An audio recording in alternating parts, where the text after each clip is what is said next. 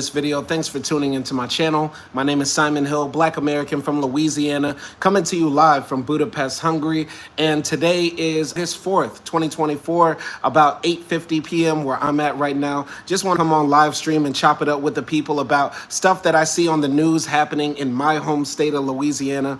But before we get into that, I'm going to be reading a few news stories, reacting to them, letting y'all know my takes on them and everything like that. I'm going to be dropping the links to the stories that I'll be reading about in the description in the chat. So y'all pile on in. Y'all let me know what y'all think about everything that we're going to be talking about. Good stuff. So before we get into the Louisiana, fuckery, all the BS happening in my home state, I gotta be honest with y'all. I was born in Alabama. Right? So I moved to Louisiana when I was about years old, and all I know is Louisiana, Monroe, Louisiana, 318-71201. Y'all know what it is. So anyway, I just want to be reading this story while we wait for people to pile into the stream. Let's go. Former FBI agent sentenced to life plus 20 years for sexually abusing child. Christopher Barrier, who was convicted in June, found work as an Alabama state trooper after he was forced out of the FBI, officials said. Now, I've already talked about this on my live stream before about white men and pedophilia, but I want y'all to guess the race. Y'all white man? Y'all think it's a black man? Y'all let me know. What do you think? What do you think? If you guessed white, you were right. You guessed white, you were right. Chris Bauer. I got scared when I saw that headline because Chris Bauer sounds like a guy I knew in college named Chris Sauer. So I was like, damn, one of my homies became an FBI agent and then a state trooper and then a pedophile. Anyway, I'm going to be reading this story while y'all pile into the live stream because trust me, this will relate later to the topic we're going to talk about. Anything happening in Louisiana. It's going to get good. Trust me. So anyway, this was written by Amy Ortiz for the New York Times, published on August 2nd, 2024. A former FBI agent turned Alabama state trooper who was convicted of sexually abusing an 11-year-old girl over 7 years was sentenced on Thursday to life plus 20 years in prison. The former agent, Chris Bauer, 45, was hired by the Alabama Law Enforcement Agency as a trooper in 2019 after he forged a letter to make it look as if he had a clean record, despite having been forced out of the FBI after claims surfaced that he raped a worker at knife point, the Associated Press reported. That's crazy. That takes that's insane to think you could just forge some paperwork and get your way into a job after being accused of rape in the FBI. You would think there will be a better database. Didn't they take fingerprints of this guy? Didn't they take fingerprints? This is insane. He is a serial molester, a serial sexual deviant that needs to be buried in jail. This is a dangerous person. Mr. Bauer is also facing child sex abuse charges in Louisiana, and the state police there plan to extradite him, according to the AP. Daryl D. Bailey, the Montgomery County, Alabama district attorney, said in an interview that Mr. Bauer would never be eligible for parole because of the nature of the charges on which he was convicted. The prosecutor said that the Alabama case dates to April 2021, when the victim confided in a friend that Mr. Bauer had been sexually abusing her since she was 5 years old. Sick. A few days later, the friend told an adult who reported the abuse to school officials, prompting an investigation. Mr. Bauer was arrested the same day and remained in custody throughout the case, Mr. Bailey said. In June, Mr. Bauer was convicted by a Montgomery County jury on charges of first-degree sodomy and sexual abuse of a child under 12. Ugh. Judge Jimmy Poole of the 15th Judicial Circuit Court in Montgomery County sentenced Mr. Bauer life in prison for the first charge and a consecutive 20 years for the second. Mr. Bailey called Mr. Bauer a depraved monster who abused his power to irreparably harm this vulnerable, innocent child. The district attorney said he had prosecuted law enforcement officers for sexual abuse before, but this case stands out as profoundly disgusting in his 30-year career. He declined to explain the relationship between Mr. Bauer and the victim to protect the victim's identity. According to court records, Mr. Bauer's lawyers argued for leniency in his sentencing because of the abusive childhood he endured, noting that he had been taken from his parents when he was 5 years old and lived in various foster homes and orphanages until age 10. What is all these sob stories that keep on coming with? Nelson Moreno said, is he white? Is he white? Yeah, damn right. Nelson Moreno said, is he white? You're damn right. This is the sexual deviant right here. And this is why I don't tell people back the blue. Anybody who tells you back the blue, back the police officers, this guy was a state trooper in Alabama. You know he was racist as hell. You know he was probably abusing all sorts of black motorists on the road, writing all sorts of illicit tickets, unjustifiable tickets, harassing all sorts of people. Nah, I don't blue. ACAB all day. ACAB all day, because out of these white men in power, they have a sick predilection to want to touch children. A lot of them do. I'm telling y'all. Anyway, continuing here. So, on Saturday, a lawyer for Mr. Boyer, Aaliyah McKee, the chief public defender from Montgomery County, said he fully cooperated with the investigation. Mr. Bauer offered to take a polygraph test. Law enforcement refused and voluntarily provided his DNA, she said. The physical evidence did not support the allegation, she said. Consistent with his innocence, he intends to appeal. The Alabama Law Enforcement Agency said in a statement that it had conducted a full and thorough background investigation of Mr. Bauer before hiring him, and that no derogatory comments were uncovered by former employers during the investigation. The FBI declined to comment on the case. This is crazy. So this guy probably said, hey, I used to work for the FBI. Give me a job with the Alabama State Troopers. The FBI didn't inform Alabama that this guy was accused of raping a coworker with a knife.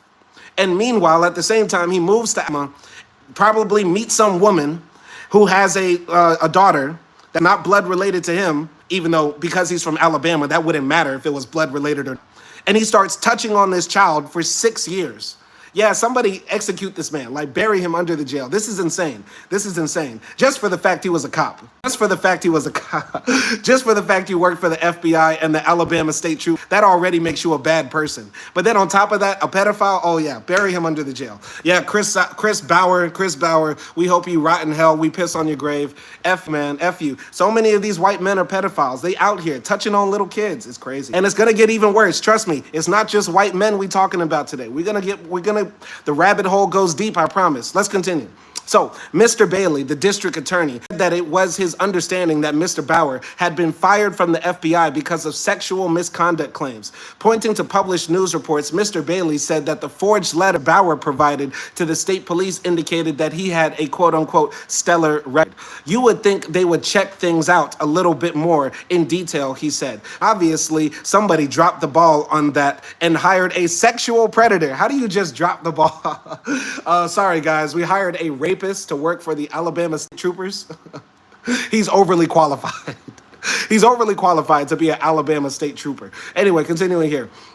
In a news release, Mr. Bailey praised the victim for having the courage to speak up about what was happening to her. She was so brave throughout her testimony, which was undoubtedly difficult for her, he said. I hope she and her family take solace in knowing Christopher Bauer will never harm her nor anyone else again. So, last look that we're going to give on this former FBI agent turned Alabama State turned pedophile turned piece of shit who should rest the rest of his life in jail, Alabama jail. Yeah.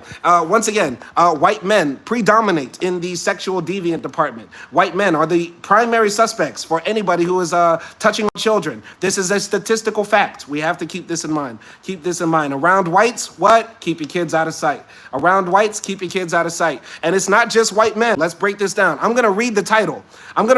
And y'all tell me, what race is it? What race is it? We're about to get to Louisiana. The Louisiana show starts now. Here's the headline. Ex-Louisiana mayor arrested and accused of raping minor following abrupt resignation. I'll repeat. This is the headline. Y'all tell me, is this a white person, a black person, a Mexican? Who do you think did this? Ex-Louisiana mayor is arrested and accused of raping minor following abrupt resignation.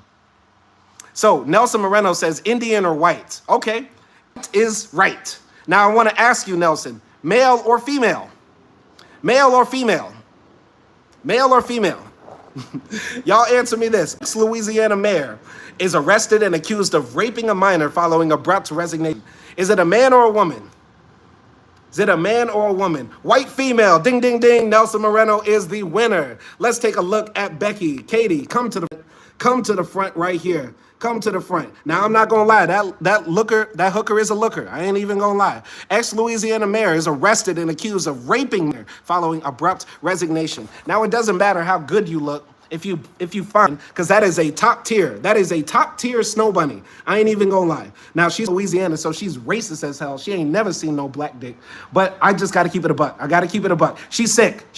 And her and Chris Bauer need to be buried under the jail too. Don't be raping kids and you out here looking like this. Looking like Sarah Jessica Parker back in 1903. You a baddie. You shouldn't be doing that. Anyway, Louisiana show starts now. Let's go to DeRidder, Louisiana. A woman who abruptly resigned her mayoral seat in a small southwest Louisiana city a week ago is now facing a rape charge involving a minor. Louisiana State Police arrested Misty Clanton Roberts, 42, on Thursday on charges of third-degree rape and contributing to the delinquency of a juvenile. She was released from the Beauregard Parish Jail after posting $75,000 bond, news outlets reported.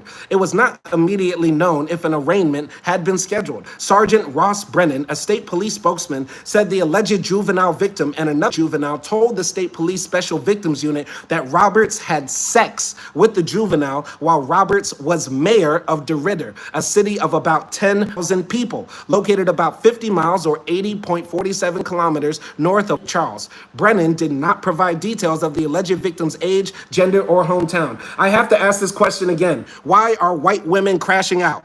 Why are white women crashing out? And this is not an old story, by the way. This is published on August 2nd, 2024. It seems like every day, young white women, no matter what position of power they have, seem to be obsessed with sleeping with young boys. Y'all make it make sense. Why are white women crashing out? In America, we have an epidemic of middle school, high school teachers jumping on the 14, 15, 16-year-old boys. And they're almost always white. Somebody make it make sense. What is it about their community? What is it about their culture? What is it about where they come from? What is it about their family lives, or their home lives, that makes them say, yeah, teens, preteens, children, yeah, we gotta hump them. What is it about them? What is it about their people? Nelson says it's genetic. I have to say it's demonic. It's demonic. That's what it is. Anyway, Nelson also says these women were probably smashing little black boys in the slavery days. Probably doing that too. We know that for a fact. In fact, I have an interesting book I want to read on my channel about that, but y'all make it make sense. Louisiana has no shame. Louisiana has no shame. Anyway, here I'm going to continue with the story. Roberts' arrest came less than a week after she abruptly resigned. She submitted a letter of resignation to the city council on July 27th after previously telling council clerk Glenna Luther, also in a letter, that she was taking an unplanned 2-week leave and had appointed Fire Chief Ken Harlow as acting mayor in her absence. Adam Johnson, its attorney, in a statement to KPLC TV, said his client is innocent.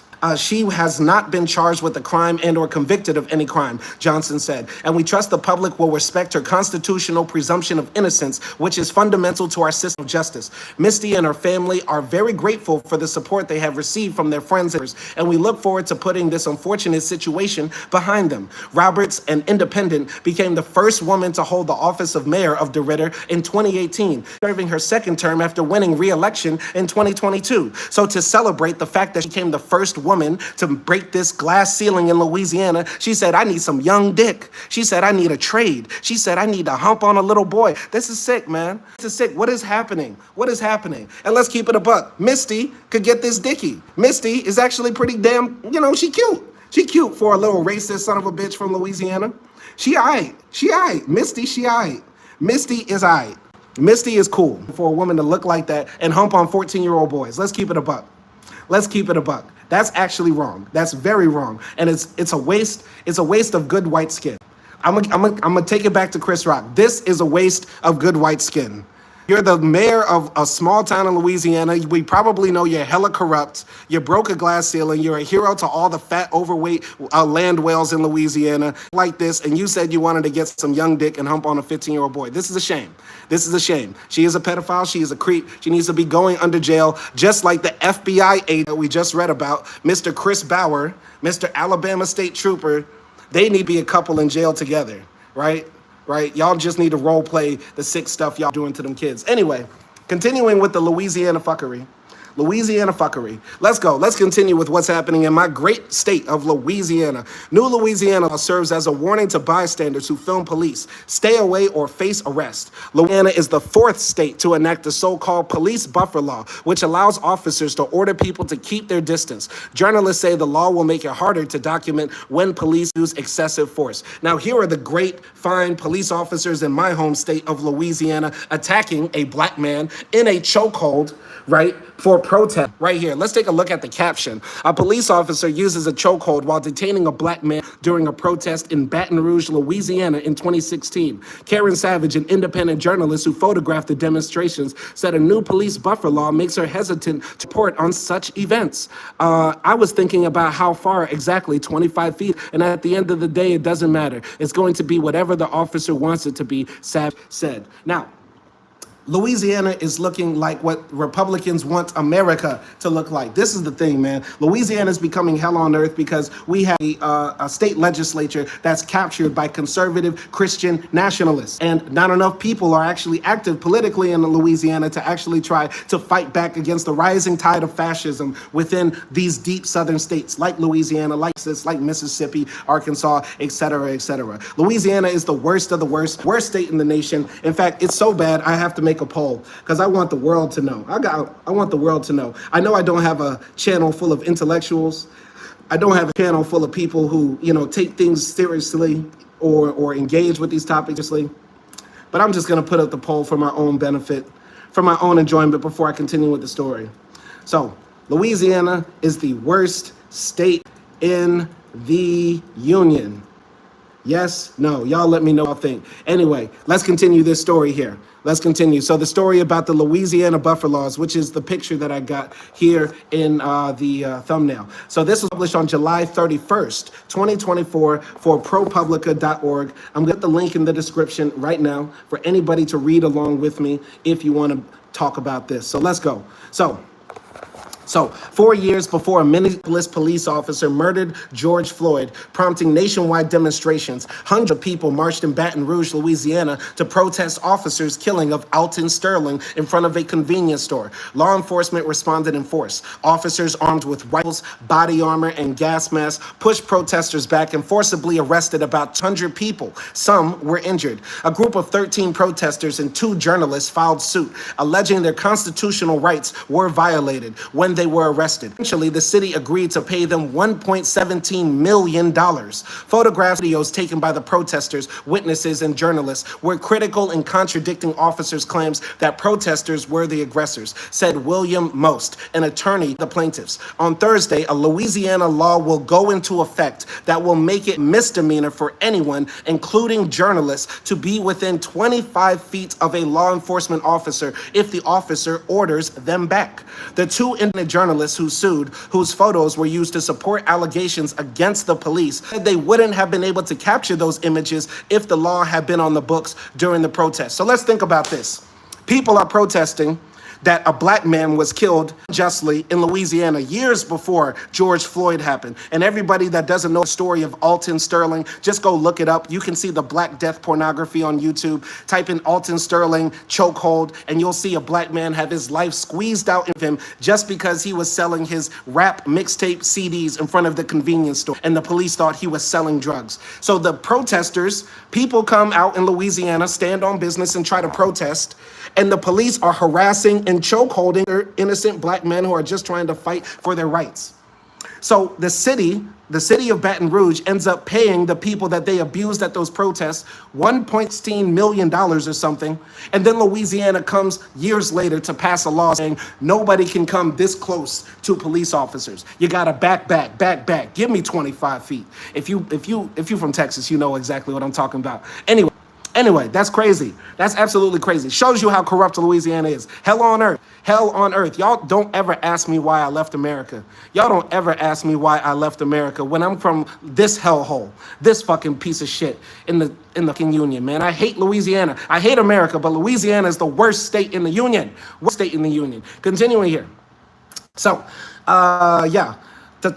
Karen Savage was working for a news site focused on juvenile justice issues on the second day of the demonstrations in July 2016 when she photographed officers putting a black man in a chokehold as they detained him. Cherry Foytlin, who was working for a small newspaper and a community media project, says she was within 4 feet when she photographed officers violently dragging a black man off private property and arresting him. Foytlin and Savage said they are hesitant to cover protests in Louisiana. Now they could face criminal charges if they're too close to an officer. I was thinking about how exactly 25 feet is, and at the end of the day, it doesn't matter. It's going to be whatever the officer wants it to be, Savage said. And if it doesn't get to court, it won't matter because they will have accomplished what they wanted, which was to get the cameras away. I'm telling y'all, man, the Deep South, Louisiana, Mississippi, Texas, this is the underbelly shadow of America. There's so much greatly like wicked stuff that goes on here because nobody's looking. And the thing is, what Louisiana wants to do is keep it that way. They want to keep it that way where they're violating citizens' civil rights, continue violating our human rights, and continue just making it hard for people to be able to get justice in this state. All right? So Sugar Hill says they will instigate anyway. You got to explain what you mean by instigate anyway. So Sugar Hill said it's not just the South, it's nationwide. Sugar Hill is a person who hasn't been paying attention to this live stream since the beginning. He probably also isn't a person who isn't reading the article or even paying attention. But there are 4 states in the union that have these laws that say that there is a buffer zone around police where people cannot videotape or capture what is happening unless you are 25 feet away. Now, I'll say this. I want to ask y'all this. If there was a buffer law in Minneapolis when Derek Chauvin had his knee on George Floyd's neck, would the world have seen that murder? And would we have tried to have racial justice or that reckoning of racial justice in America if there was that buffer zone in America?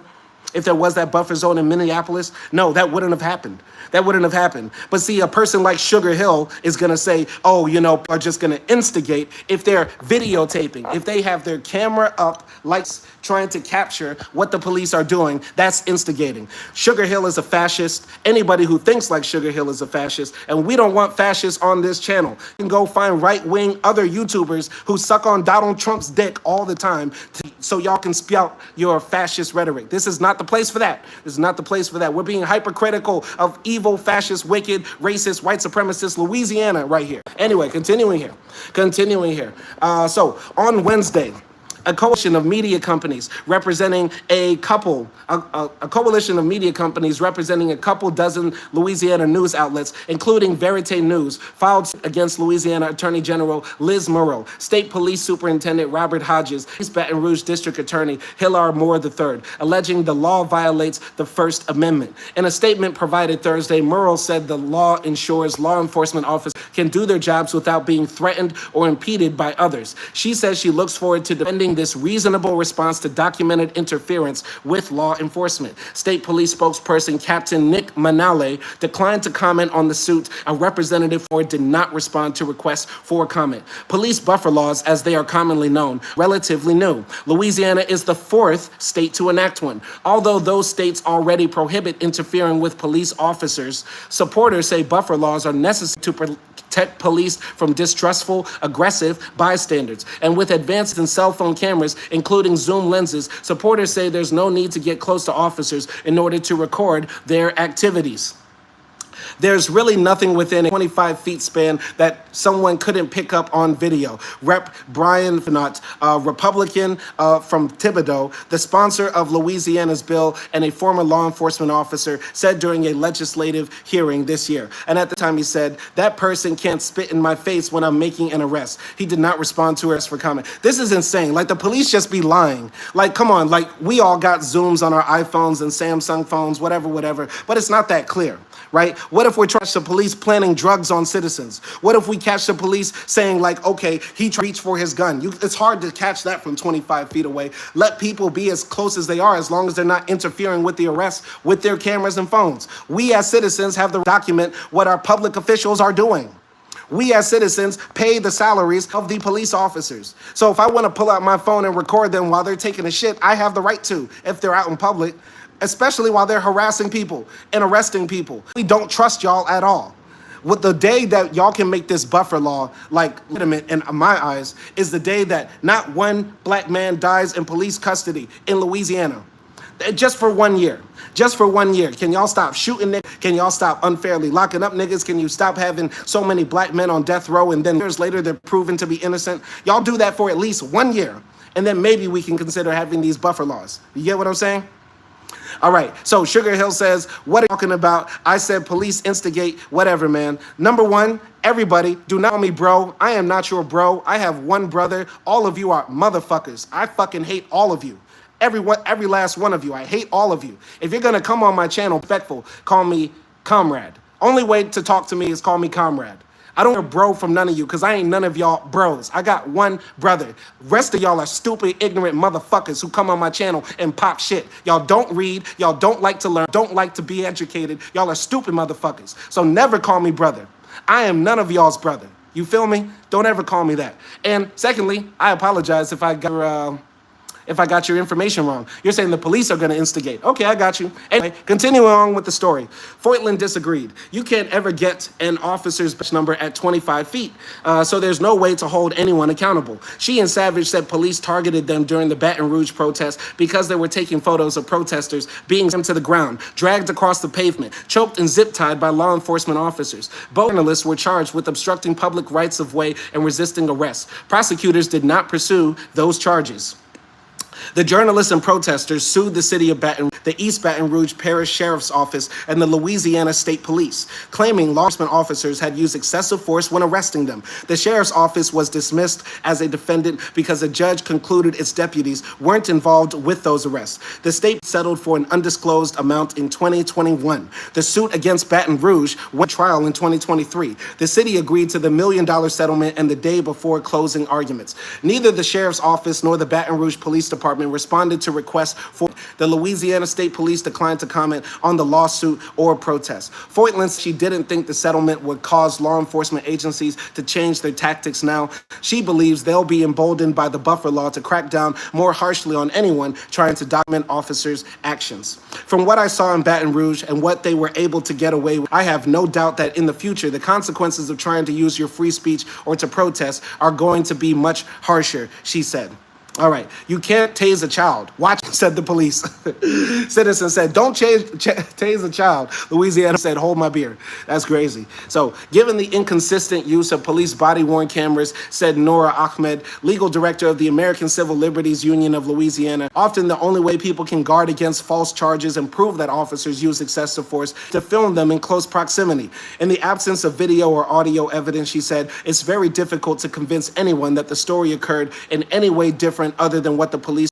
Such video was critical in a lawsuit Ahmed handled in which a woman sued two deputies over her arrest in St. Tammany Parish across Lake Pontchartrain from New Orleans. The May 2020 incident started with an anonymous complaint about someone with a motorcycle without a helmet in a Slidell neighborhood, according to the lawsuit. Deputies Ryan Mooring and Kevin Hart didn't show up in this story. So deputies Ryan Mooring and Kyle Hart showed up at Talia Perkins, writing in an incident report that they saw Perkins ride a motorcycle without a helmet. In Perkins' lawsuit, she denied doing so. The conversation quickly became heated. Perkins accused the deputies of harassing her because she is black. The deputies wrote in the incident report that she was irate and verbally attacked them. Perkins called for her son, Deshaun Johnson, 14, and her nephew, then 15, to come outside and record what was happening, according to the deputy's incident report and the videos. When they did, at least one of the deputies ordered them to get on the porch, which was more than 25 feet away. The boys ignored the deputies and continued to film about 6 feet away. As Hart forced Perkins to the ground, Moorings approached Johnson, shoving him and telling him to move back, according to the Perkins lawsuit and her son's video.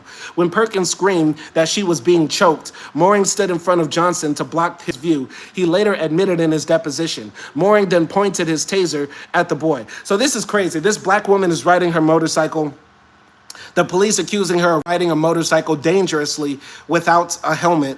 So she's pulling up in her house. The police are like harassing her and stuff like that. She's saying, you're only harassing me because I'm black, blah, blah, blah. She calls her like teenage sons to come out of the house and start recording. The boys are getting close because these two grown men are harassing their mother. And as they're 6 feet away from their mother, like getting choked out, and they're capturing it on video because they want to make sure they get the great settlement. They want to make sure they get a settlement so they can ball and live like NBA YoungBoy. So they're trying to capture their mother being choked out like George Floyd by the police. And then the police comes up and pushes the teenage boys. That's crazy. Only in Louisiana, right? Only in Louisiana. I think the video's right. Hold up. Let's watch the video together, y'all. Let's watch the video together. No. Get back. You can't touch me. You can't interfere. Get back. I'm not interfering. I'm not interfering. You can't touch me. I'm a child. Great. You can't touch me. Great. You can't touch me. You can't touch me. You can't touch me. I'm not moving. I'm not moving. I'm not moving. I'm not moving. I'm not moving. Wait, don't get me. Quit kicking me. Quit kicking me. That's my mom. Now that's horrific.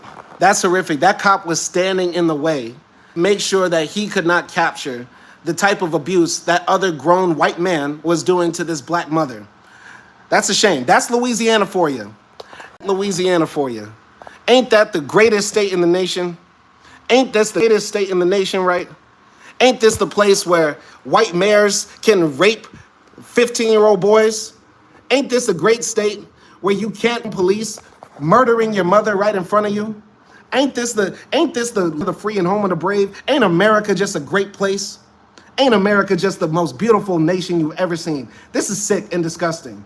Fuck Louisiana and fuck America. Fuck America. Fuck America and fuck Louisiana. Continuing here. So Perkins, man, I'm gonna continue here. I'm going to go with the story. So the boy says, "You can't tase a child," Johnson said, according to the lawsuit and son's video. "Watch me," the police officer responded.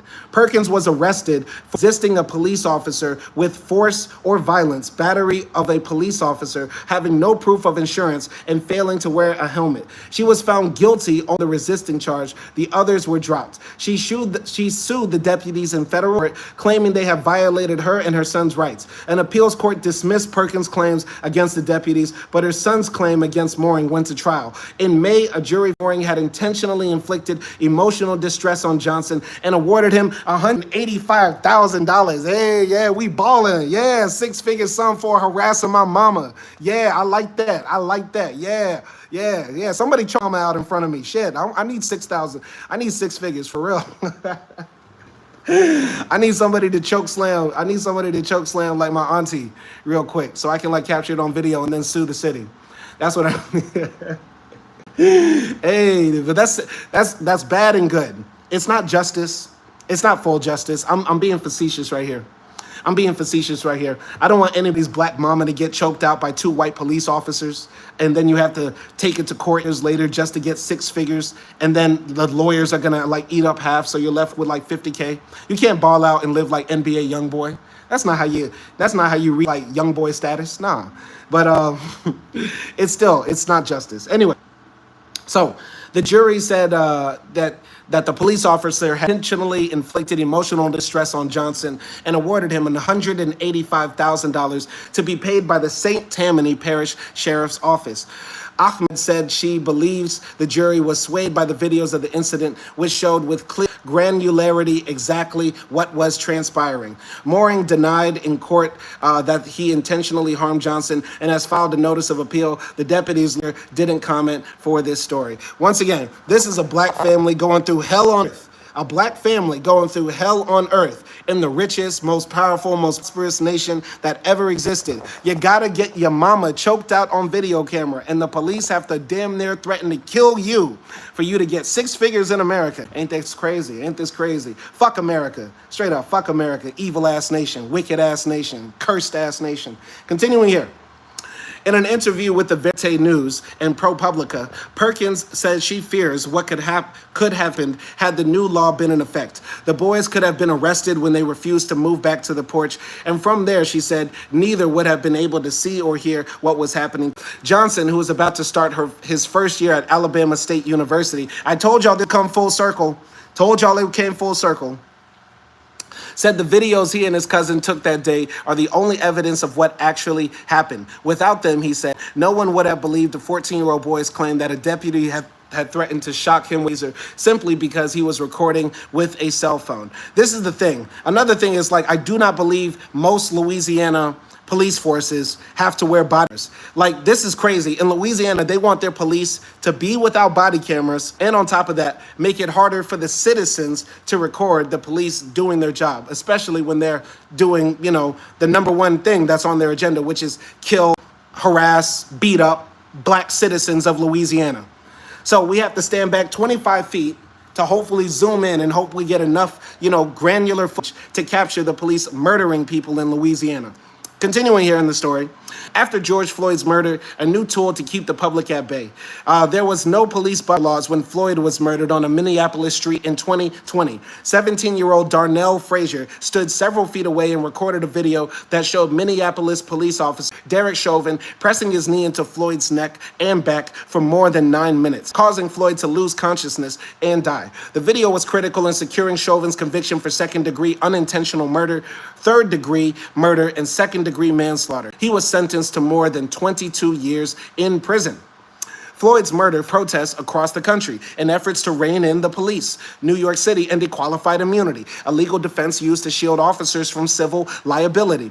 Many states restrict the types of force officers can use, according to the Brennan Center for Justice. The video of Shaw really drew people's attention to how powerful these recordings can be in inspiring protests and legislative action, said Grayson Clary, a staff attorney at the Reporters Committee for Freedom of the Press. I think some legislators are now trying to claw back ground that they feel lost. Arizona State Senator John Kavanaugh, a Republican from outside Phoenix who authored the first of these bills in 2022, wrote in an op-ed that police officers asked him to introduce it. So where are the black MAGA people at?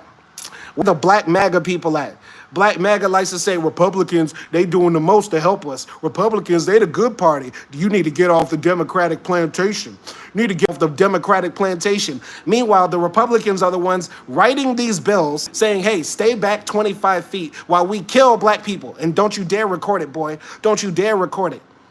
So these Republican lawmakers are making up these bills. They still have black Republicans out here saying, yeah, man, we're going to vote MAGA. We're going to make America great again. The Democrats, they the real racists.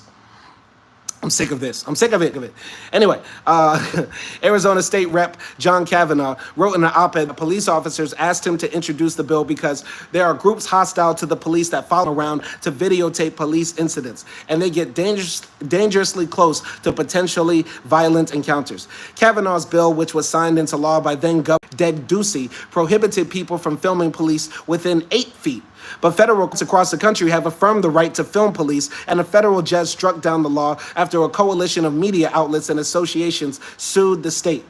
Indiana was the next state to pass a law. So Arizona, Indiana, Louisiana. If there's a state that ends with an A, most likely they're going to make it harder. If there's a state full of racist, redneck, crackers, they're going to pass these draconian laws. Let's keep it a buck. Arizona, Indiana, Louisiana. The 3 states so far. We're learning what the other ones are.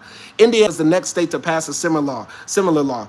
It's like the 2 other enacted since don't mention filming and requires people to stay at least 25 feet from police. That's based on a controversial theory, often cited to justify police shootings, that someone armed with a knife can cover 21 feet running toward an officer where the officer can fire their weapon. Shortly after the law was enacted in April 2023, an independent journalist sued the city of South Bend after an officer pushed him 25 feet from a crime scene, and another officer ordered him to move back another 25 feet. The journalist claimed in the lawsuit that it was impossible to observe the crime scene from that distance. The state denied in court that the journalist's rights were violated. In January, a federal judge dismissed the journalist's suit, stating that officers have a right to perform jobs unimpeded. The judge said 25 feet is a modest distance, particularly in this day of age of sophisticated technology, and that any effect on speech is minimal and incidental. That case is under appeal. A second lawsuit in Indiana, filed in December by a group of news organizations and the Reporters Committee for Freedom of the Press, is pending. They are suing the state attorney general and the prosecutor sheriff of Marion County, where Indianapolis is located, arguing that it is essential for reporters to be within 25 feet of law enforcement in order to record them. In a court filing, the defendants have argued that the law doesn't infringe on reporters' ability to record police activities. Florida's law went into effect in April. An early version of that bill specified it. So Florida, All right, we got it down. We know the four wicked ones: Florida, Louisiana, Arizona, Indiana. Florida, Louisiana, Arizona, Indiana. Yeah, that sounds about right. That sounds about right. I'm not surprised. I'm not surprised. Anyway, so Florida's law went into effect in April. An early version of the bill specified that it did not apply to the act of peacefully recording, photographing, or witnessing a first responder, which it called a legitimate purpose. That language was taken out of the bill before it was passed. Representative Nixon, a Democrat from Jacksonville, proposed changing the bill's name to the "I don't want the world to see police kill an unarmed innocent man like George Floyd again, so I want to protect bad cops and violate free speech act." Hey, shout out Angela Nixon. That's long-winded as hell. That does not help the claim that, the left doesn't know how to meme. A little bit long-winded right here, but it's still funny. That's still really funny. I like that. That's a good joke. That's a good joke. Anyway, continuing here.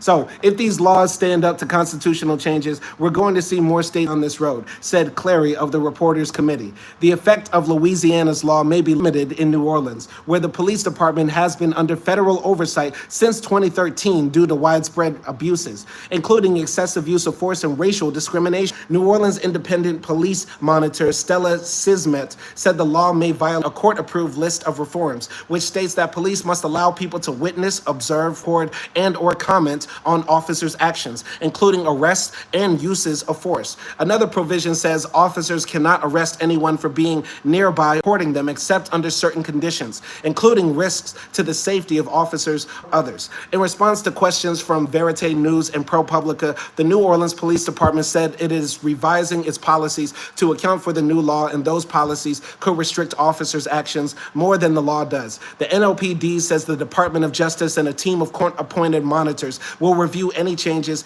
Neither responded to requests for comment. However, the Louisiana State Police, which recently sent a contingent of troops to New Orleans under a directive from Governor Jeff Landry, does not have to abide by the terms of a consent decree, according to a federal judge. As such, troopers are free to invoke the new law. The state police is being investigated by the Department of Justice following the 2021 Associated Press investigation that uncovered more than a dozen incidents over the past 10 years in which Louisiana troopers beat black men and sought to cover up their actions. Let's repeat. The Federal Department of Justice of the United States of America is investigating the Louisiana State Police, aka the troopers, our troopers, because for 10 years, they were beating up black men on highways and covering up their actions. How is America not a wicked, racist, evil, vile nation? How is America not the most evil, wicked, vile nation that ever existed? Come on now. Come on now. What are we talking about here? I hate Louisiana so much. This is a shame. This is crazy. This is crazy. It's about to get even crazier. It's about to get even crazier. The state police didn't respond to a request to comment on those incidents. When asked how troopers are being trained to the new law, Manale said only that they undergo regular training on how to engage with the public. The state police, Manale said, strives to ensure a safe environment for the public and our public safety professionals during all interactions. So that's the end of this story right here. That's the end of this story where, Louisiana police want to choke more black men, put them in chokeholds, kill them, murder them without anybody knowing about it. They want to work like how these gas work with them, under anonymity. They don't want to be seen. This is America. This is America right here. Ain't that the truth? Ain't that the truth? Anyway, continuing here. Once again, Louisiana is a sick place. We have white women mayors raping little boys. We have the police murdering black people, beating up black people. All right. We have all sorts of sick things happening in Louisiana. And yeah, let's continue here. My guy Kenneth Kavanaugh says, it's not the place, it's the people. Ain't that the truth? It's not the place, it's the people. Ain't that the truth? The place, it's the people. So let's make this a bit more clear then. Kenneth Kavanaugh says, it's not the place, it's the people. Kenneth says, it's not the place, it's the people. So, who is making Louisiana hell on earth? Let's make this clear. MAGA Republicans, fascist Republicans. Let's make this absolutely clear. Why not? Why not? Let's talk about it. Let's talk about it. Who's making Louisiana bad? Because it seems to me, all these laws that are being passed are passed by one side. One side of the aisle really likes fascist laws. They really like people getting choked out by police. They really like when children get raped by mayors. They really like all of these types of stories. I really gotta know. I really gotta know. I really gotta know. It's the fascist Republicans. I love it. I love it. But let's continue on with all the good things that Louisiana is doing. Louisiana eliminates parole and reduces good time early release. Louisiana eliminates parole and reduces good time early release. Now, this story was sent to me by my guy, Mad Villainy. Very interesting story. Once again, is Louisiana not great? Does it not sound like paradise? Ain't this a place you want to move? Ain't this you want to be? This was published on August 1st, 2024 for Axios.com. And I'm going to drop the link in the description for everybody to see. Let's go. All right. So, let's continue here. The link for y'all, right? Yep, it's in there. Let's go. So, Louisiana eliminates parole and reduces good time early release. So, this was written by G. Brasted for Axios, August 1st, 2024. So a drastic change of its convicted in Louisiana courtrooms begins Thursday as the state eliminates parole and reduces early release opportunities for inmates who demonstrate good behavior. Why it matters. After criminal justice reforms led the state to save $150 million and shed its dubious title as the world's prison capital, experts say Louisiana's corrections budget and its prison population will increase again, essentially doubling in size over the next 10 years. The big picture. Soon after taking office in January, Governor Jeff Landry called a special session asking state lawmakers to address violent crime, despite data showing crime rates actually. By the session's end, many of the reformers passed with bipartisan support during Landry's Democratic predecessor's term had been stripped back. The January changes included the elimination of parole for adults, the reduction of early release for good time, creating stiffer penalties for carjackings, expanded options for the state's execution methods, and allowing adults to carry concealed guns with permits. Yes, all the things that people in Louisiana need. All the things. We need the firing squad back for the death penalty where we execute people every single year. And we need guns in the hands of citizens. As long as you're 18 and you got a heartbeat in Louisiana, you can get a gun. Yep, sounds like fascist MAGA Republicans and what they want. You get what I'm saying? Continuing here. Zoom in. The new parole standards and the good time changes came with Rep. Debbie Villio, Republican from Kenner, and applied to people convicted of crimes committed on or after Thursday.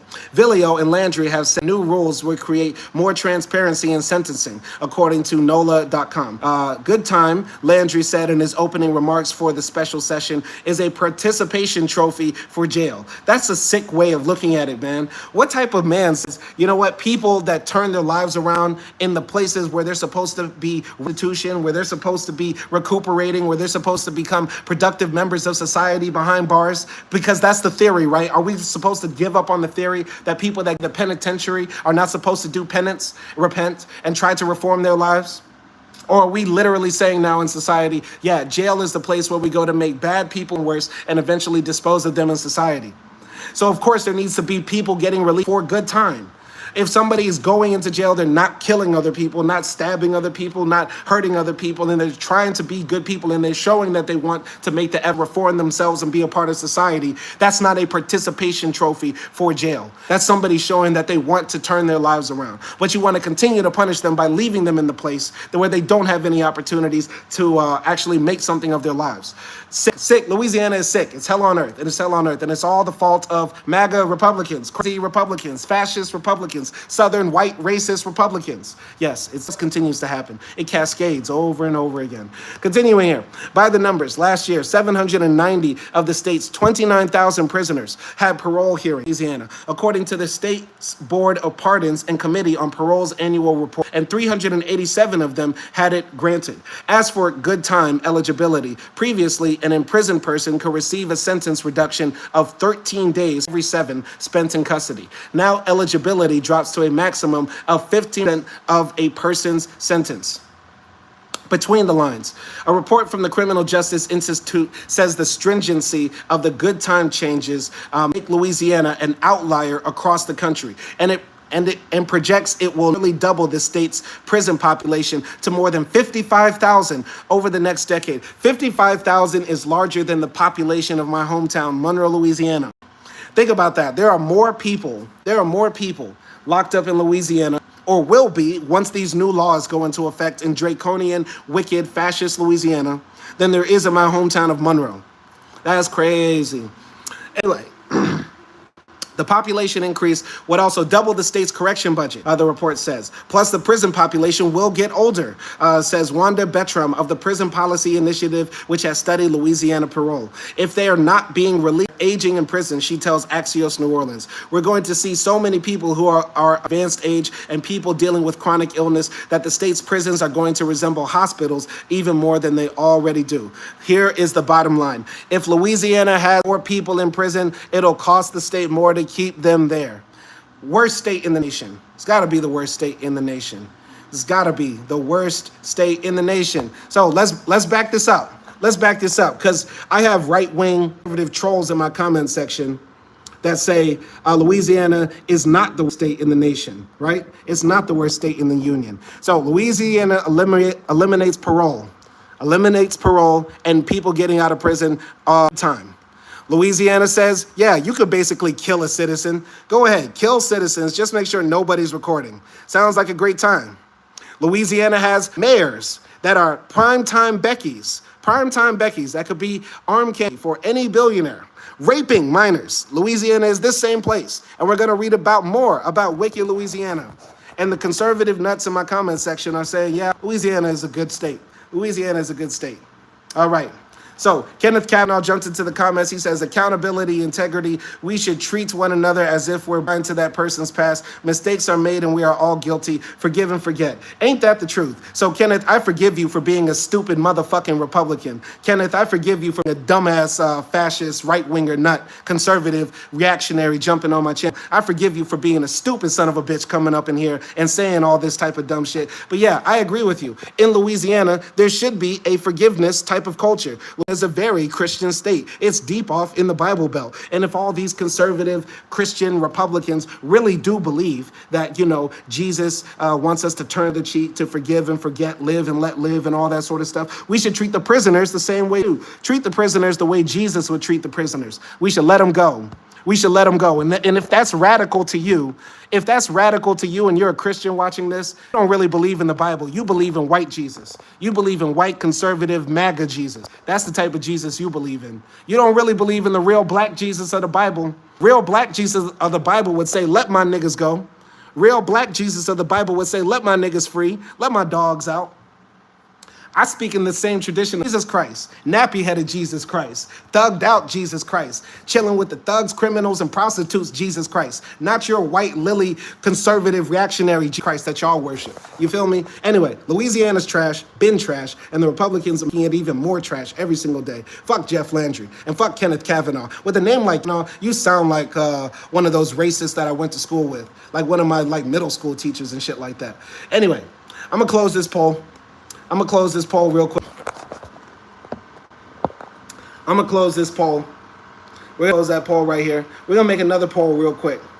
So, would you want to live in Louisiana? Let's make this a poll for the people. Would you want to live in Louisiana? Since Louisiana is so great, I really want to know, would y'all want to live in this state? And let's find out more about Louisiana and their great laws that they're passing on. So read about this. Let's read about this. Surgical castration. Don't say gay. Absentee regulations. New laws go into effect into Louisiana. So let's read about all the great things happening in my state while I'm here chilling in Budapest, Hungary. Somebody might jump into the comments later who might actually be intelligent and say, Hungary is pretty right. Hungary is, pretty, close to fascist state. Hungary has a lot of evil policies. They're very repressive to minorities here and stuff like that. I know some might say that who actually has 2 brain cells and can actually think critically. But I'll say this, I don't plan on being in Hungary forever. And I can be critical of Hungary too. But Louisiana is 10 times worse. In Hungary, they're not murdering each other in the street. In Hungary, they don't say, hey, if you're 18 and got a heartbeat, get a handgun. Hey, in Hungary, they're not throwing away people, locking them up all behind bars. You get what I'm saying? It's generally a safe country. And that's the biggest problem with Louisiana. It's not safe. It's not goddamn safe. You feel me? Anyway, continuing here. Let's go into the story right here. This was published on August 2nd, 2024 for the Associated Press. I'm going to drop the link in the comments section right now for all y'all to read this if you want to jump into it. You feel me? So let's go. So Baton Rouge, Louisiana. A slew of Louisiana legislation, including a first-of-its law that allows judges to impose the punishment of surgical castration for offenders guilty of certain sex crimes against children, went into effect Thursday. Between new Republican Governor Jeff Landry and a GOP supermajority in the Louisiana legislature, measures mirroring national conservative priorities had a clear path forward into law this year. From anti-LGBTQ law bills, tough-on-crime policies, and regulations on absentee ballots, here is a closer look at some of the legislation that officially took effect on Thursday in Louisiana. Surgical castration as a punishment. Similar to a handful of other states, including California, Florida, and Texas, for more than 15 years, Louisiana has had a law allowing judges to impose the punishment of chemical castration for rapists who prey on children. However, Louisiana is now the first state that gives judges the option to sentence someone to surgical castration after the person has been convicted of certain aggravated sex crimes, including rape, incest, and molestation against a child under 13. The punishment is not automatic and would be at the discretion of the judge. Now, I know I talked a lot of shit. Let me keep it a buck. All right, here's me being serious. I talked a lot of shit about this Louisiana mayor. You know, hot Becky right here, raping 15-year-old boys. I talked a lot of shit about her. I talked a lot of shit about the FBI agent, Chris Bauer, you know, who raped 11-year-old girls for years and stuff like that. I've said this before and I'll say it again. I've said this before and I said it again.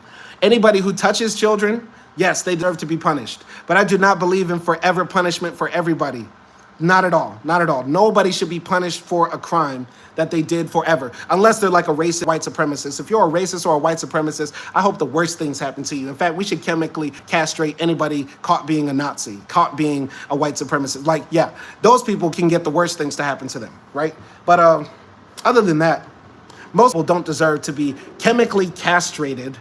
Most people don't deserve, forever punishment. I'll be honest with y'all. Y'all might think I'm wild for this. I don't believe sex offender registry. I don't think that's right. You don't do the same for murderers. You don't do the same for rapists. Hell, for felons in general. We got all sorts of felons running around. One of them is Trump, president of the United States of America. And there's no registry for that sort of person. I don't believe in the sex offender registry. I don't believe that somebody should be chemically castrated, no matter how heinous the crime. Should the person go to jail for a very, very, very long time? Should that person have to suffer, being without their family, their friends, their freedom? Yes. But should somebody, have their body mutilated? It's hard for me to agree with that. And I'm being absolutely real. I'm just being absolutely real. That's my honest opinion about that. That's just crazy to me. And listen, I'm no friend of child molesters. You know how I feel about one in their predilection. But nobody deserves to be punished forever. I'm just keeping a buck. Anyway. Chemical castration uses medications that block testosterone production to decrease sex drive. Surgical castration is a much more invasive procedure that involves the removal of both testicles or ovaries. So do you think, hold on, wait, let's take a step back. So Louisiana says that they're going to castrate anybody and women who abuses children. Let's keep it absolutely real. Do you think Louisiana is going to castrate her? Do you think Louisiana is going to take out her ovaries? Let's keep it absolutely a buck. Do you think Louisiana says, yeah, this white, blonde hair, blue-eyed white woman right here is going to have her ovaries taken out? Let's keep it absolutely a buck. We know who they're going to use this law on. Come on now. They're not going to do this. There's no way. If you're saying, hey, this is a good law, I support this law, we know by and large, they're not going to use this for real sex offenders. Like the majority of people who are sex offenders in America are white men. White men. Now, we know for a fact the criminal justice system in America does not work. Black people and white people commit the same amount of crimes, yet black people go to jail for a much longer time. White men commit way more sex offenses, still black men get put on the sex offender registry at a higher rate. So follow past performance. What do you think most likely is going to happen if Louisiana said, hey, all the pedophiles in Louisiana are going to get chemically castrated? Do you think they're going to be chopping off Conrad and Jake's nuts? Or do you think they're doing Tyrone and DeAndre's? Come on now. Like, let's keep it oh man, let's see.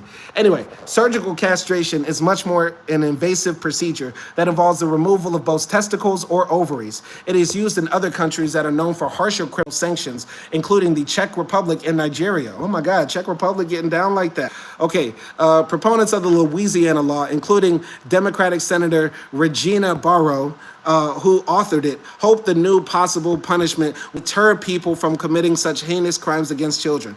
Opponents argue that it is cruel and unusual punishment. Louisiana has 2,224 people in prison for such crimes, but the law can be applied only to those convicted on or after August 1st. Okay, this law only works for people convicted after August 1st. Once again, guys, this lady got arrested on August 2nd. Y'all really think they're going to take her ovaries out? Y'all really going to give her a hysterectomy? Stop it. Stop it. Stop it. We know they're not.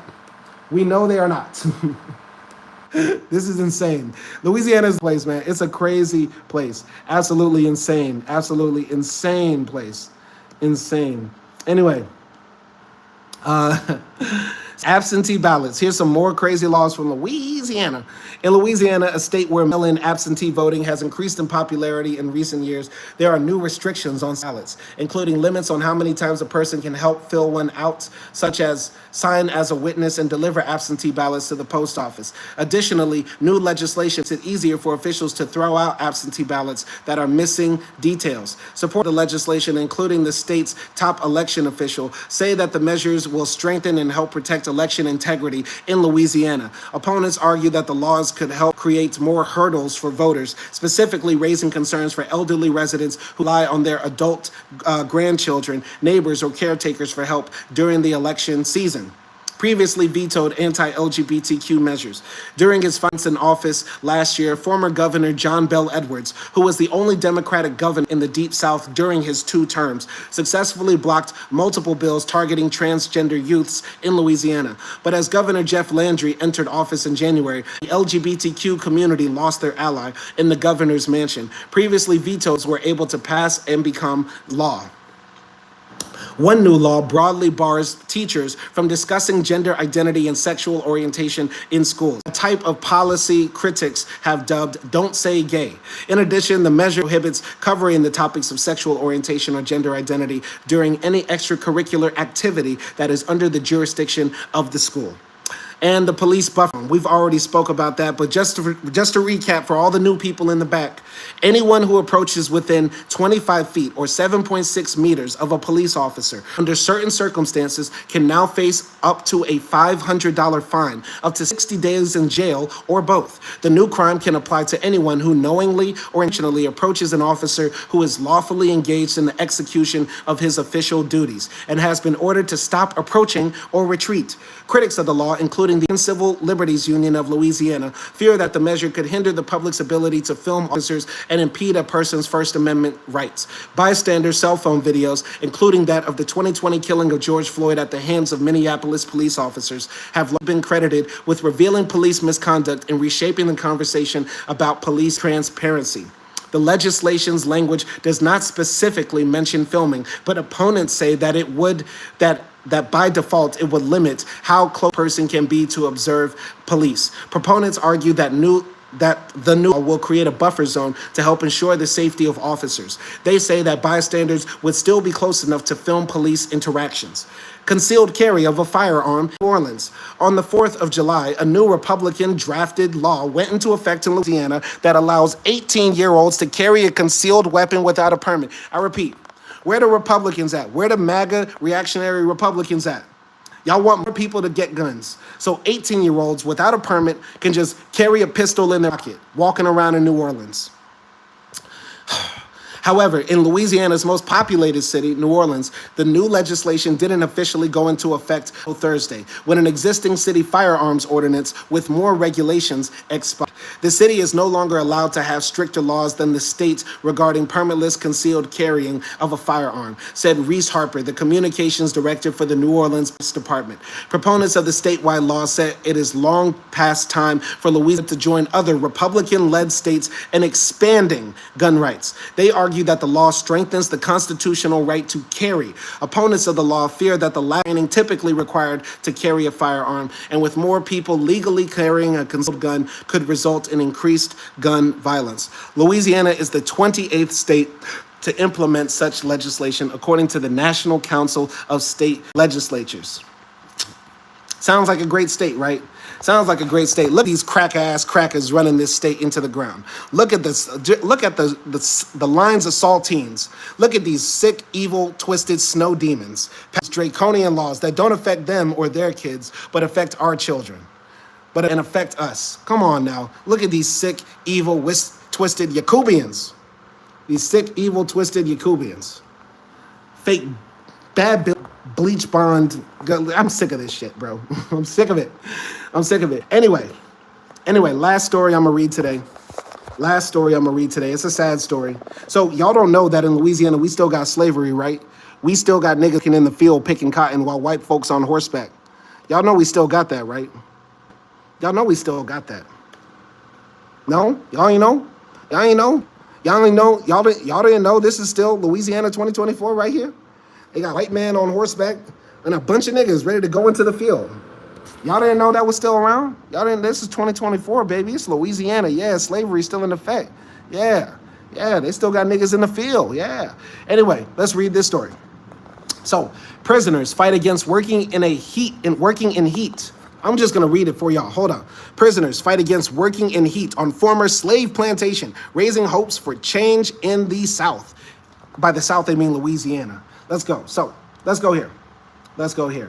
So, this was published on July 25th, 2024, written by Margie Mason and Robin McDowell for APnews.com. Beneath the blazing sun on a former slave plantation, Lamontas and fellow prisoners stooped in low rows, picking vegetables by hand under the watchful eye of armed guards on horseback. He said breaks were short and infrequent, with nothing to protect workers from the heat. I saw guys collapse, Gross said on his day on the so-called farm line at Louisiana State Penitentiary, otherwise known as Angola, where men work for pennies an hour or nothing at all and face punishment if they refuse.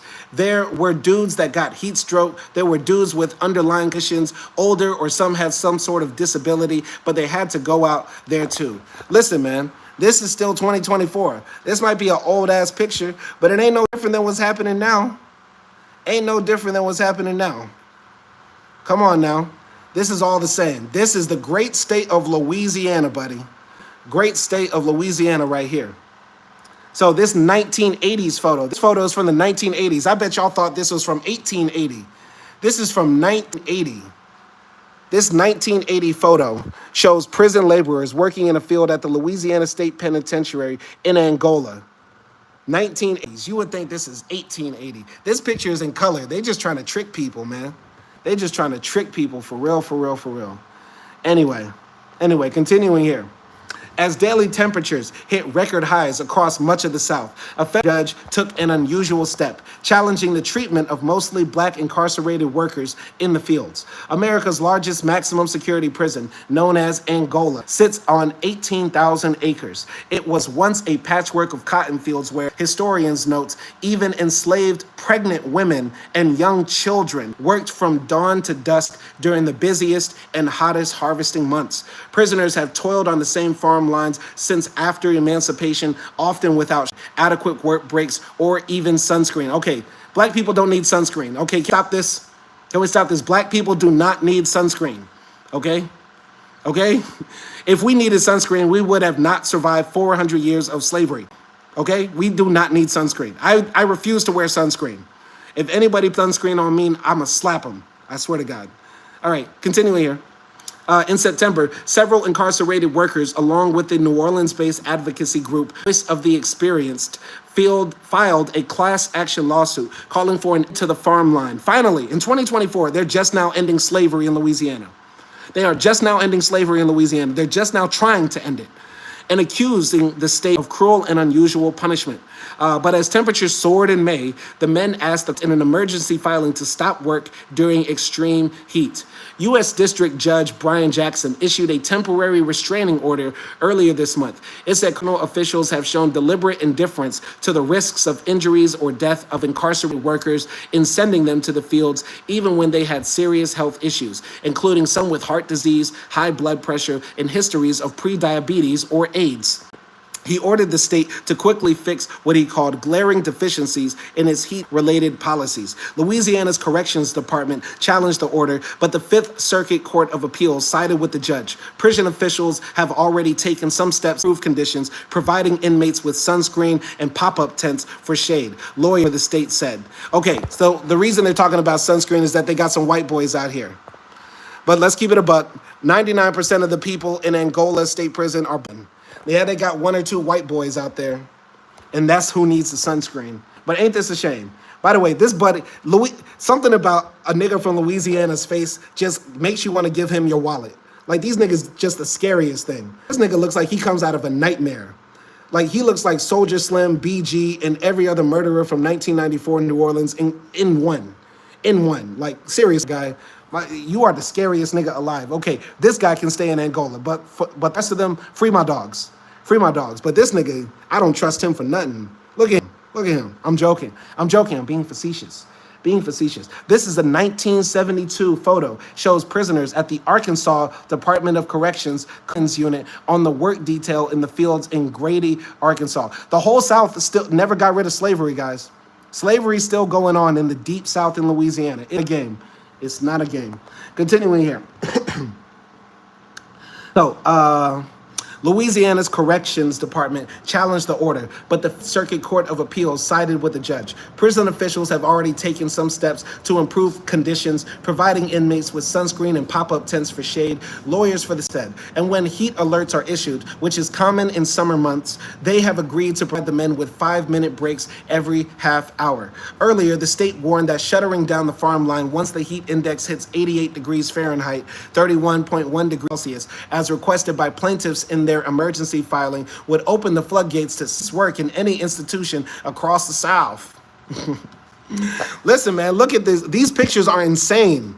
These pictures are insane. Like, I've never seen these before, and even I am taken aback.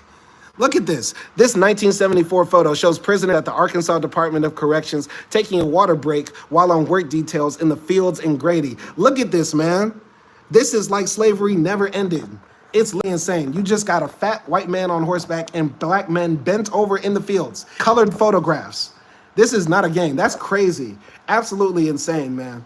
Anyway, several other southern states also operate sprawling penal farms on slave plantations. Modern equipment is typically used to tend and harvest row crops that are sometimes sold on the open market and exported, even though the U.S. bans the import of goods made with prison labor overseas. But in some places, like Louisiana's ckery, rudimentary tools and prisoners' bare hands are used to harvest fruits and vegetables that feed inmates. If we can get similar rulings here in Arkansas, that'll be a blessing, said Kaleem Nazim, an advisor at the state's grassroots coalition, Decarcerate. He spent 28 years behind bars and said he was routinely sent to solitary confinement for refusing to join the rows of men forced to pick cotton, scenes he compared to ones from Roots, Alex Haley's harrowing book and later miniseries about slavery. The general public doesn't know the history of them, he said, because we as a society have chosen to become practiced at turning our heads. As part of a 2-year investigation, the Associated Press found some prison farms wide have in recent years supplied millions of dollars worth of crops, including corn and wheat, to massive global companies like Tyson Food, Louis Dreyfus, Consolidated Grain and Barge, and Riceland Foods. Agricultural goods produced prison labor end up in supply chains of popular brands like Kellogg's Frosted Flakes, Ballpark hot dogs, and Pepsi, reporters found. That's crazy. That's crazy. These companies are literally using slave prison labor for Frosted Flakes, hot dogs. Tyson chicken, cereals, all sorts of stuff. It's insane. Y'all guess the year. Let's take a look at this photo. What year do you think this is? What year do you think Damson Idris and Jonathan Majors filmed a movie about slavery? What year is this film supposed to take place? What year? This is a 1975 photo. 1975. Crazy. Absolutely crazy. The more things change, the more they stay the same. They still got slavery in the South. I'm still asking people, would you like to live in Louisiana? 100% of y'all said hell no. That's how I know I got conservative trolls in my comment section. Because if I really asked y'all, y'all would say, no, I don't live in Louisiana. But y'all wanted to say Louisiana is not the worst state in the nation, literally the worst state in the nation. It's hell on earth. Hell on earth. For poor folks, black folks, white folks, everybody. Anyway, though many companies did not respond to questions about their links to prison farms, others, including Cargill and Archer Daniels Midland, have said they were investigating AP's findings and had either cut ties or were considering next steps. Prison labor is legal in the United States due to a loophole in the 13th Amendment of the U.S. Constitution, which bans slavery except for people convicted of crimes. But it's viewed differently elsewhere. A UN investigator is expected to submit a report to the body's Human Rights Council in September, calling it a form of modern-day slavery. U.S. correctional officials, meanwhile, tout the benefits of their work programs, saying they reduce recidivism, provide skills that can be used on the outside, and keep prisoners from being idle. The issue of extreme heat has become more concerning in recent years amid the effects of global warming. The Biden administration is proposing heat index restrictions for millions of agricultural workers and others who work outside. Most prisoners, however, would be excluded from that because they are not typically covered by the Occupational Safety and Health Administration, which sets the guidelines. Some incarcerated workers say heat is used as a form of punishment, not just in the fields, but also inside facilities. Many units across the country lack conditioning, and some prisoners resort to flooding their cells and lying on the wet floor nearly naked to try to stay cool. Slavery. It's literally slavery. This is insane. All right. Mad Villainy says, I don't want to live in Louisiana and I live there. That's the truth. Shout out to Mad Villainy. I read your story earlier about them getting rid of parole. We're talking about some more things before I wrap up this live stream. It's been a long one, but it's been a long one. And I'm interested to hear what people say in the comments section. So y'all leave comments before we're out of here. Go. So in the story right here, if it's 103 degrees outside, it may be 107 to 108 inside your cell, said Christopher Scott, who has worked fields while imprisoned in Texas. So you work me hard for free in this heat, then you bring me into my cell where I'm subjected for it to be even hotter. A lot of times I saw men have heat strokes, heart attacks, because they just couldn't stand the heat, he said. The Texas Corrections Department maintains that no prisoner has died from heat-related illnesses since 2012. The class action suit in Louisiana is scheduled to go back to court in September. One plaintiff called the farm line work backbreaking, saying, we had to squat and pluck grass with our fingers. Others said they had trouble walking or standing in the heat and that drinking water was often dirty. Some said they fainted while working and were then punished for it. Louisiana's Corrections Department told the court it follows its constitutionally appropriate policy protecting workers from heat-related illnesses while working outside, including monitoring temperatures every 2 hours and providing regular test and water breaks when a heat alert is issued. But the judge wrote that many of the prisoners' grievances had merit, noting that an independent expert found some were taking medications affecting the body's ability to regulate temperature, and a review of sick calls by the court confirmed that some men sent to the fields without restrictions had serious health conditions. The judge also questioned the validity of some claims made by Angola staff, including that workers could rest whenever they like, and that shutting down the farm line would result in losses of more than $8 million annually. A figure Jackson challenged. He said that number likely referred to the all agricultural operation, not just food picked by small groups of prisoners on the farm line. The court does not doubt that inmates sent to the farm line worked diligently, he wrote, but this would be a feat of Herculean proportions. And then to the article, once again, guys, Louisiana, the Deep South, you still got slavery going on, man. Slavery still going on in the Deep South of Louisiana. Hopefully we can end this evil practice of black men. This is in the 1980s, y'all. This picture is not from 1880. This is the 1980s in Louisiana, and this is in the 2020s today. Still got slavery going on. Hopefully, finally, they can end this wicked practice of prisoners working in the heat on former slave plantations, picking food and cotton while fat white men are on horseback. Hopefully, these crackers in Louisiana will stop passing these draconian laws, but it's black people in Louisiana to get politically active and vote guys like Jeff Landry of office, okay? Another thing that needs to happen, yeah, this 10 Commandment law, I didn't read about, but you know what? Fuck the 10 Commandments. That's all I gotta say. Third thing I gotta say right here, yeah, come on, man. Nobody deserves to be punished forever. And if people wanna, change their lives and make their lives better, and they're showing that in prison, let them people out. Let them go. Let them go. That's what black Jesus would do. White Jesus will let people stay in jail forever. Okay. Another thing, Louisiana is trying to make it impossible for people to record incidents like this, where they are harassing protesters and other people that are targeted by police. They're trying to make it say you have to stand back 25 feet or else you're going to get a ticket or maybe harassed too. This needs to stop. This violates the First Amendment of the Constitution. Okay. These white women out here continuing to crash out. Stop raping young boys. I'm telling all white people, stop it. Stop raping. Stop being pedophiles. Please stop. Y'all have a sickness in your culture. You need to stop, Becky. And the same thing applies to this guy too, Christopher Bauer, sorry, not Christopher Sauer. Y'all need to stop raping this former FBI agent sentenced to 20 years to life for raping children for years, all right? Y'all need to stop. Anyway, that's been the Louisiana is Hell report. I'll be doing more stories like this every month when Louisiana just racks up more fuckery on the board. But y'all stay tuned for more content. Y'all send me stories y'all want me to react to. Send it to me on Twitter. Follow me on Twitter. Any that wants to chop it up with me, you know where to find me. It's Laji Mriki. You know what that means? American refugee. And you know what I'm running from now. Y'all know why I'm fleeing. Y'all follow me on Twitter. Y'all stay on movie reviews. Shout out to Mad Villainy. Shout out to Kenneth Kavanaugh. Shout out to Nelson Moreno. Shout out to Sugar Hill. Shout out to everybody who jumped into the chat. Looking forward to hearing what y'all got to say about these stories. If you got anything else you want to add, be easy out there. Peace.